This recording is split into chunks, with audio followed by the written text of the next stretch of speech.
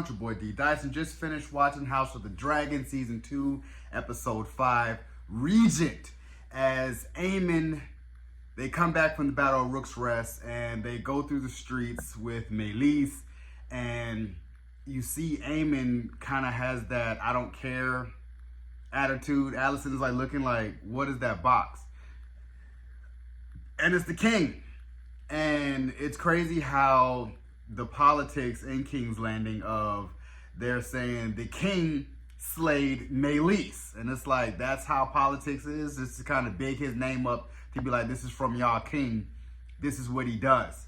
And we all know, but it's like, Alicent is also like looking at Aemon like, why are you not like caring for him? Like, man, oh my gosh, something happened. So she kind of knows he has something to do with this. And then even when she even came to Sir Criston, Sir Criston was kind of like,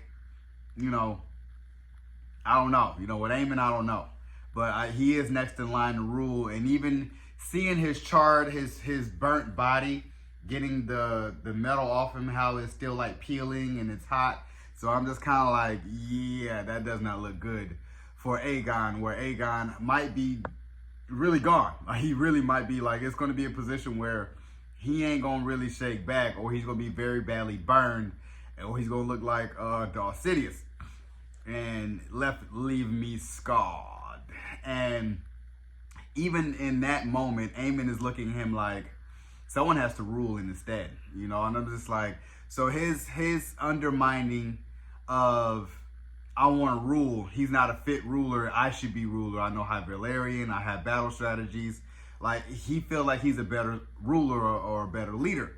So Sir Criston basically is backing him, and now he is basically next in line to rule, and Alicent is just not happy, like, what the hell are you guys doing?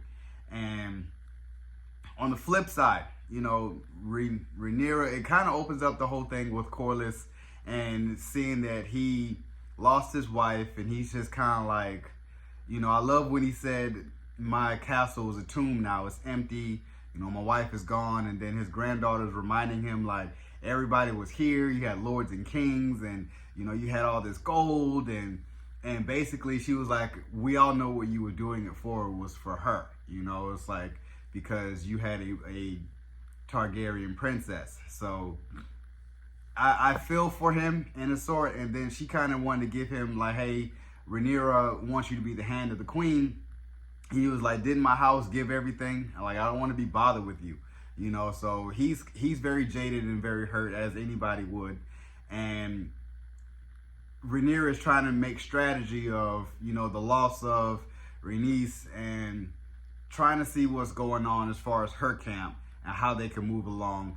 And then you have Daemon, last but not least, in Harrenhal, still going crazy. We had that weird, disturbing, I'm like, is that Viserys's ex-wife? Like, or is that their mom?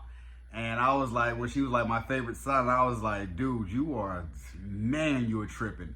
And so he's trying to get hold of the Blackwoods and the Brackens and trying to declare the army for him. And then he's kind of like, well, I should be the king. You've been in need of me.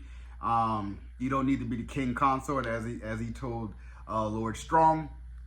And they're just kind of like, this dude is tripping. And even in the last bit, the Brackens and the Blackwoods are fighting, and it's kind of like, yeah, this, you won't win without the Riverlands, and we won't fight for you because you're hosting these animals, these crazies, and they're doing all, they have your banners and stuff, and it's like, you're a tyrant. So he's facing a lot, and the fact that Rhaenyra was like, go send word to Daemon in Harrenhal, see what the hell's going on with him, and just making sure, because she knows him so well, is like, are you fighting for me, or are you gathering that army for yourself? And, even he was like, he wouldn't. He was like, you don't know Daemon. He would. And I'm like, it's crazy to see the strategies between all of them now that so many chess pieces is lost. Like, now you got really King Aegon out the way, Rhaenys is gone, so it's like, you got to still strategize. And Jace and Rhaenyra towards the end is trying to find more dragon riders. And she was like, what do you propose of having House Tully or, Mellisters and stuff like that? Somebody who's not of our bloodline to ride dragons. And it's like, well, it couldn't hurt, basically. Like, that's what we need to do, then that's what we need to do. So it's like, well, the history is only showing us, but what about histories of the people who tried or people that's not in the history books? So I think that's their next strategy as far as next episode. But it was a pretty good episode for it to be 67 minutes. I love that these episodes are more than an hour, that we could just really, they take their time, and we're seeing that Game of Thrones strategy. Like I missed that as far as when Game of Thrones, like the season 1 through like 3 or 4, you just saw the strategies between houses of how they had to implement and plan. And now that we're in war, this is all battle strategies. So I'm interested in seeing how Aemon's going to rule or what's going to happen. But we're going to be checking out the trailer ahead. So, you guys enjoyed my review of House of the Dragon Season 2, Episode 5. Subscribe to my channel. Post a comment down below. Like the video with your boy, D. Dyson. Peace.